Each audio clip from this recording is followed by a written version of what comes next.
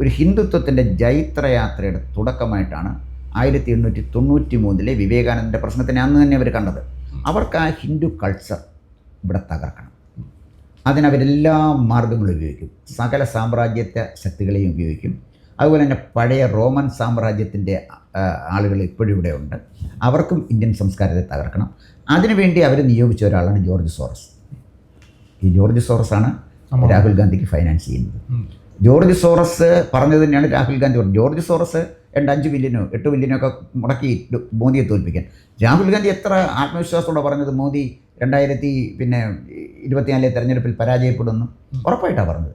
ഉറപ്പായിട്ട് രാഹുൽ ഗാന്ധിയെ പറയാൻ പ്രേരിപ്പിച്ചത് സോറസ് അടക്കം ഇന്ത്യയിലുള്ള രാജ്യവിരുദ്ധ ശക്തികളുടെ ഒരു കൂട്ടായ്മയിലാണ്. വളരെ അപകടകാരിയായൊരു നേതാവാണ് രാഹുൽ ഗാന്ധി. ഈ മനുഷ്യൻ കോൺഗ്രസിനെ കുറിച്ച് ഞാനത് പറയില്ല. ഇതിപ്പോൾ ആ ഇന്ത്യൻ നാഷണൽ കോൺഗ്രസ് മരിച്ചു, ഇറ്റാലിയൻ കോൺഗ്രസ് ജീവിക്കുന്നു.